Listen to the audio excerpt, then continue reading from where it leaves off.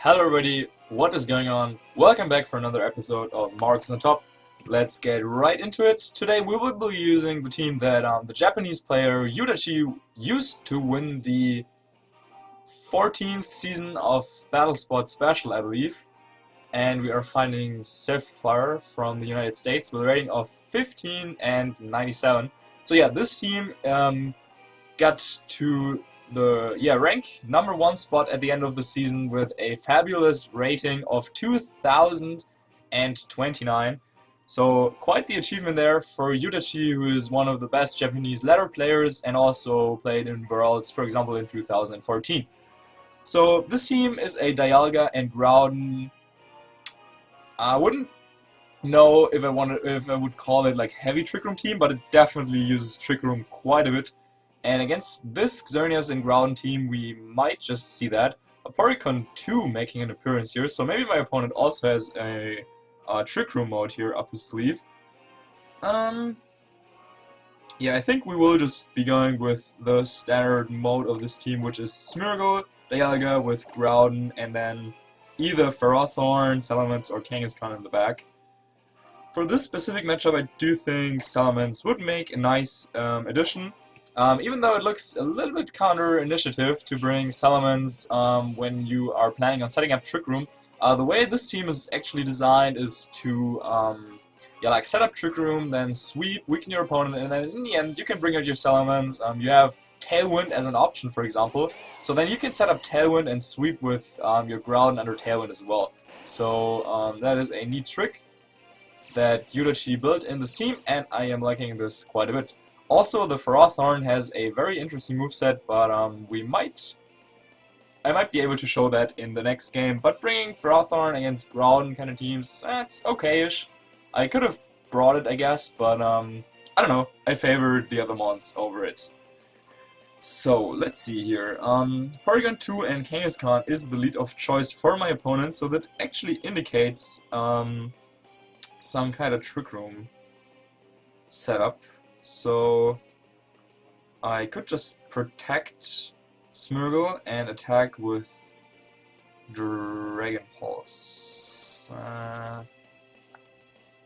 Yeah, it's not the greatest move, but it might work. We will see. Hopefully my opponent sees that Smeargle is a threat to him, and therefore he might target into it. So let's see, Mega Evolution coming out from that Kangaskhan, and low kick into the Dialga. Ouch, that really hurts, and gets the critical hit as well. This Dialga is actually EV'd to survive that specific attack, but nope, did not happen. And our opponent goes for a Thunder Wave into the Smeargle. So this is really bad. Now we don't have Trick Room or anything. This is really bad.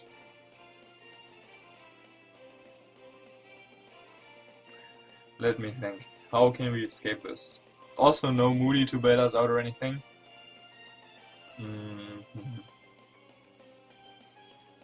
I guess I could go into Groudon. I gotta get rid of that Porygon 2 because I'm expecting it to also have Ice Beam, so bringing Salamence out is probably, I don't know, not helping us too much. So, this might be a very quick loss. We should have just, I don't know, gone for the fake out with Smeargle, I guess. But, oh well. So, you might have noticed the Smeargle moveset also does not have Follow Me, so not even the chance to redirect anything. Instead, I guess I would just go for the Dark Void here, as well as the Eruption, since I don't think there's too much my opponent can do here to prevent me from getting either of that up. So he goes for the low kick, knocks out Smeargle, which does not have the Focus Sash, but instead a very, very interesting item. I will tell you after the next game if I don't get to show it. But Eruption coming out here from this mixed Groudon that prioritizes special attacks, so that is a one-hit KO there, and Icy Wind coming out, lowering our speed. So no Trick Room after all, but Thunder Wave and Icy Wind as the weapons of choice from that Porygon. Now, we might actually still be in a spot where we could win this 2v3, since we do have Salamence and Groudon, and that is a spectacular sweeping duo. Let's see here. Now, our Groudon is obviously slower, but we are min speed anyway, so we probably would have been slower either way. But if he is physical, yeah, we just got off that Intimidate, and Precipice Blades would not be enough to KO us, so I think at this point we probably have to hope that this is a physical variant. And therefore I could... The other option would be to set up Tailwind. I could Tailwind here. Even if he Icy wins, we would still outspeed him next turn. And he should probably... But what if he Thunder Waves? What if he Thunder Waves? What if he Thunder Waves? So I think I will go for Double Edge Earth Power. Actually no, I think we have to set up the Tailwind because his last one will probably be Xerneas. And even if we would be able to KO both of them, but oh, it's Landorus! Wow, did not expect that. So yeah, then just going for attacks probably would have been enough to win this game. But let's see, maybe with Tailwind we can still get something going here. As my opponent should probably try to go for that ground type attack. But he actually just protects. Okay. So I'm totally fine with that turn. We will be able to set up Tailwind here. And that gives us some room to breathe for sure. I think just going for Hyper Voice and Eruption is probably our move right here. Now our Groudon now is -1 speed and in Tailwind, so we might actually not be able to outspeed his Lando here, for example. And like on his Groudon it depends on how fast it is. But I do think I have to go for it either way. Or I could just Earth Power his Groudon. Yeah, I think I will go for the Earth Power. He protected the turn before. He tries to go for the double protect and he gets it. Oof. So Eruption really would have helped here. But oh well, Hyper Voice will still come out and Salamence might have a chance to go through his team on his own.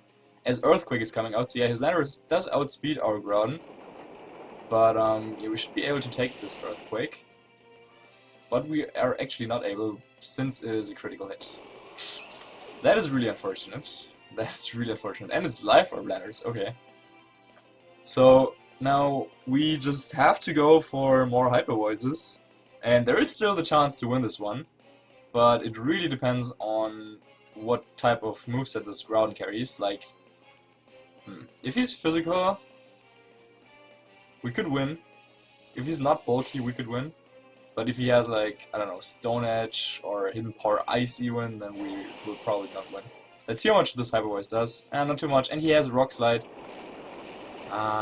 So yeah, that'll do a decent amount, but actually not too much. So maybe 2 more Hyper Voices might be able to seal up the deal here. As long as Hyper Voice would KO his Porygon 2, which we don't know. And also the next Hyper Voice has to get his Groudon. And the Rock Slide miss would have been really nice, because then we could have just gone for the double edge into his Porygon. But yeah, from those damage rolls, I would expect this last Rock Slide to potentially KO us. He traces Aerialate, but I'm not sure if that will help him too much.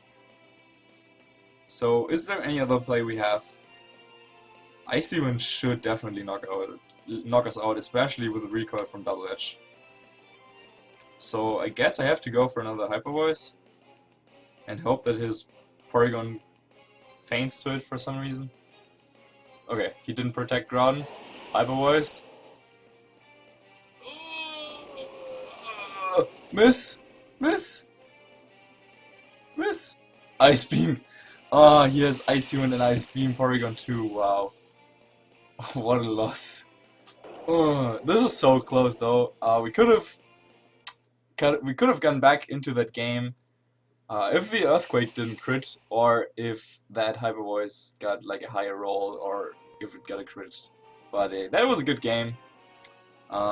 Certainly not the type of moveset I anticipated on that Borygon 2 there, with Ice and Ice Beam, Thunder Wave, and a mysterious move. But yeah, that was a fun game. We shouldn't have, like... Yeah, we could have avoided that situation initially, I guess, if we went for Dark Void with Smeargle turn 1, but oh well. So, 2 crits there, carrying us 2 mons, and too difficult to come back from that, but yeah, that was a good game, that was fun, so whatever. Got a loss here, but let's see what we can do against Stuart here from the United States as well, with a rating of 1570. And he has a dual primal team that features Mawile as the Mega. So most commonly you would see Kangaskhan and Salamence there, but Mawile also definitely not a bad choice, especially if your plan is to set up Trick Room with your Cresselia anyway. He also has Thunderous and Talonflame, which could both carry some type of speed control in T-Wave and Tailwind. But let's see how we will go about this. Now, I do think it might be the time to bring out the Ferrothorn to deal with our opponent's Kyogre. And we definitely want to set up Trick Room here, even though our opponent probably also has the same thing in mind. Our Groudon is min speed and our Smeargle is really slow as well, so we will at least speed tie with them, worst case. And if, like most of those dual primal teams, especially if there's like a Tailwind option, they opt to run just a little bit of speed on their primals to maybe speed creep something and get a good number for Tailwind. So yeah, we will try to set up the Rick Room anyway. Speaking of which, probably just leading off with Smeargle and Dialga once again could be good. But then that would leave us with no Mega, which I think is fine here, since Mawile kind of beats both of our Megas anyway, and Kyogre also does a lot of damage against both of them. So yeah, I'm interested in seeing how this Ferrothorn might work out here. So let's hope we kind of manage to get into a position where Trick Room is set up, since with Smeargle and Ferrothorn we are guaranteed to underspeed both his primals, and yeah, that would just be really nice. So he leads off with Cresselia and Kyogre against our Smeargle Dialga lead. And now the mind games start. Does he go for the Trick Room, predicting us to go for Trick Room, or does he just go for the Trick Room because he wants Trick Room, or does he just attack? Does he just skill swap? I don't even know. We do have Fake Out though, so I'm really tempted to go for a Fake Out on that Kyogre and to just go for the Trick Room. By the way, this Dialga does have Rest, and since our opponent does not have any move that could induce Sleep, I can also spoil the item of the Smeargle. It is indeed a Chesto Berry alongside Lumberry Dialga, so you are pretty Smeargle proof with that lead duo. Since, yeah, even if the Dark Void comes out, both of your Pokemon, both Smeargle and the Dialga, have the Berry to wake it up. Though, if your opponent has the Unnerved Mewtwo that was just recently released, then yeah, you would still take a nap time. But first turn goes pretty much perfectly, as we do get the flinch on the Kyogre, and Cresselia went for the Ice Beam. And yeah, if some of you are like good in like estimating damage and so on, you might see that this Ice Beam didn't do anything to the Smeargle. Yeah, that is because Smeargle is, since it does not have the Focus Sash, it is built to take special attacks really well. With Smeargle without Sash, you have like generally 2 options: either go like full on defense or full on special defense. And this Smeargle can even tank anything up to like a Moonblast from an unboosted Xerneas, so that is kind of nice. I kind of just want to go for the Dark Void here and switch into Groudon. So if that is like Magic Code, that would be really bad. So but we're still doing it. I mean, we do have the Chesto Berry on Smeargle, so even if it was Magic Code, we would at least be able to get off another Dark Void the next turn, or like threaten it at least, if like Kyogre protects now. But maybe just going for Dragon Pulse would have been the safer play. But yeah, I want to get into a position where we can deal a lot of damage pretty quickly. Though normally, if your opponent leads Cresselia into Smeargle, you should be a little bit suspicious here. But let's see what will happen. And Cresselia actually just goes for the skill swap. Okay, so he predicted the switch into Groudon, but yeah, that won't help him unless, of course, Dark Void misses here, but fortunately enough it connects with at least one of his Pokemon. And Cresselia avoids attack. Woo, okay. Was a little bit afraid there for a second, but Cresselia avoids the attack, however Kyogre goes into Dreamland. So how do we do this? Of course Kyogre now does have the Levitate ability, so I can't really touch it at all at the moment. And I think we will just go for another Dark Void and switch Smeargle into Ferrothorn. Yeah, why not? So, yeah, Ferrothorn, just because it would be able to tank like even the strongest water type attack, like Water Spout, kinda well. Not too well, but still. And yeah, it has like great offensive pressure here against that Kyogre. So Dark Void comes out, and this time it connects with the Cresselia, which will go to sleep. And his Kyogre is still asleep. That is good. So now we do have a chance. Like you might remember back in the day when I was using Dufflo's Dialga Groudon team that featured like level 49 Groudon and level 13 Smeargle, which was kind of funny. Yeah, that team had a pretty straightforward like autopilot kind of mode. Like you would lead Landorus, Dialga, Explosion, and Trick Room turn 1, and then bring out your Smeargle, like sleep everything, then bring out Groudon, set it up, and sweep with it. But this team, I feel like, has a little bit more flexibility to it. So in this specific situation, since both our opponent's Pokemon are asleep, we can safely switch out Smeargle into the Groudon, for example, and get ourselves in a position where we can potentially make use of Smeargle's bulk a little bit and go for like another fake out in the later game, or just threaten the Dark Void to draw away the attention from either the Groudon or the Dialga. And yeah, I used this team before for a little bit, like 1 month ago or something, and I got into positions where I was able to set up Trick Room a second time, and it was really, really powerful. So our opponent switches back their Kyogre. They knew that Groudon would be the threat here, and he makes a good switch into Mawile. Now that will get the Intimidate off on both our Mons, and Power Whip won't do as much damage, but it's still a decent amount since that Ferrothorn is indeed Life Orb. Yeah, Life Orb Ferrothorn. Another one of those interesting tricks that Yuudachi has here on his team. So, I don't know, I just really like this idea. As, yeah, with its coverage in Gyro Ball, Power Whip, as well as the fourth move that you might have seen, Explosion, it synergizes pretty nicely with Telepathy on Dialga, so that is also a very fun thing to do, to just explode there. But yeah, just the damage output is really nice. So Mawile is a little bit of a problem, but then again not too much, since we do have the option to just go for Precipice Blades here, I guess. And I will go for a Power Whip onto his Cresselia, just to make sure that like he does not switch into his Kyogre to nullify our attack. I could have gone for Earth Power here, but there's a decent chance that Mawile might want to protect here.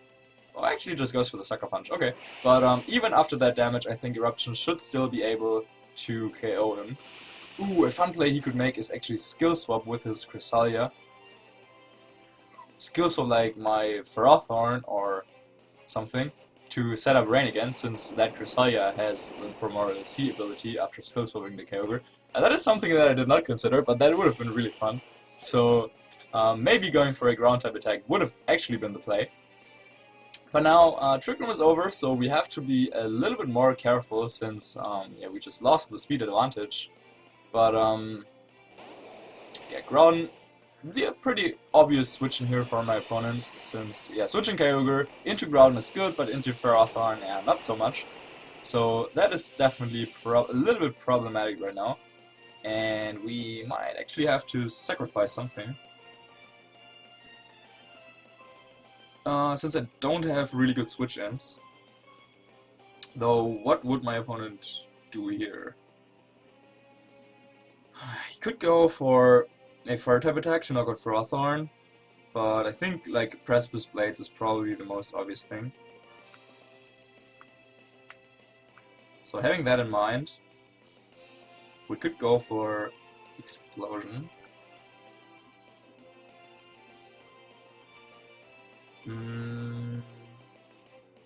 Yeah, you know what? We're just here to have some fun. Let's go for the Protecting Explosion play. I could have also switched into Smeargle and exploded, I guess, but yeah, there's the Precipice Blade, it's nice. But I don't know.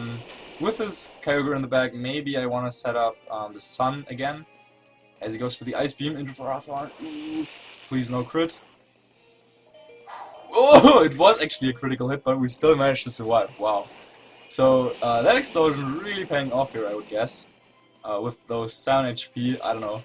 Cresselia actually does not go down. What? Wow. Wow, wow, wow. Intimidate really coming in clutch here. I definitely would have expected that to KO at least though. But no, that is tough.